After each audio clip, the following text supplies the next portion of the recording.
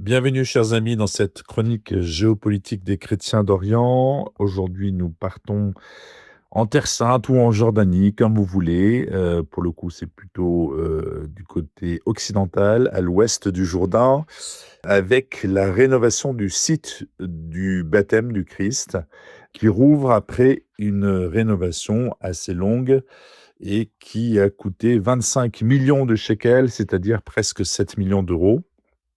Alors pour ceux qui connaissent, la région, semblerait, enfin d'après l'Évangile, que le Christ a été baptisé au-delà du Jourdain, c'est-à-dire de l'autre côté, donc on est bien sur la rive orientale, c'est-à-dire en Jordanie aujourd'hui. C'est vrai que sur le site, la plupart des installations sont plutôt de ce côté-là, avec, différentes églises, catholiques, orthodoxes et autres.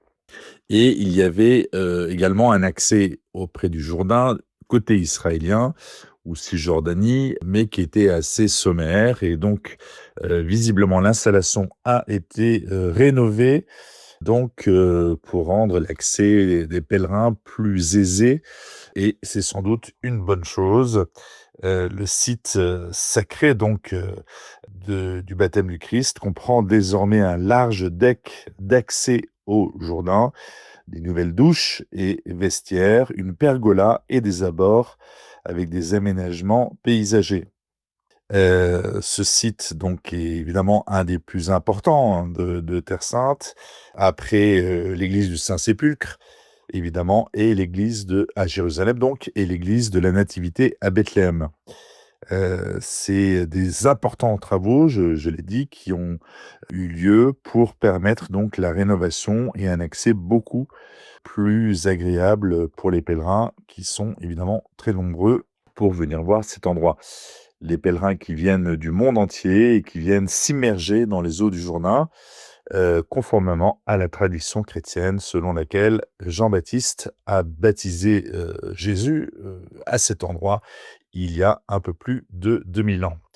Les travaux qui ont été financés par le ministère du Tourisme et l'administration civile, réalisés par la Compagnie gouvernementale du tourisme, comprenaient la modernisation des routes d'accès déjà, des parkings.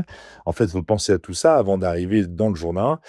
Des espaces paysagers, la construction d'une pergola, je l'ai dit, de prière et un grand bâtiment climatisé abritant des toilettes, des douches chaudes, des cabines pour se changer une fois qu'on a été se baigner dans le Jourdain ou avant d'aller se baigner si on veut se changer, ainsi que l'installation d'une large terrasse en bois permettant un accès sécurisé à l'eau du fleuve. Il est également prévu de construire dans le courant de l'année un auditorium climatisé destiné aux prières, aux différents événements qui pourraient s'y produire, quel que soit le temps, ainsi qu'un chemin d'accès à l'eau pour les personnes handicapées. Voilà, c'était une chronique, plus simple que d'habitude, un peu touristique, mais qui, concerne bien entendu, les chrétiens d'Orient, puisqu'on se retrouve sur les lieux du baptême du Christ, baptême que nous avons célébré en janvier, il n'y a pas très longtemps. Donc, une fête, réjouissante avant, eh bien, l'entrée en carême, puisque c'est la semaine qui vient et qui donnera lieu à la prochaine chronique, la semaine prochaine, déjà en temps de carême. En attendant, bonne semaine à tous et bienvenue à nouveau sur cette chronique géopolitique des chrétiens d'Orient sur Radio Espérance.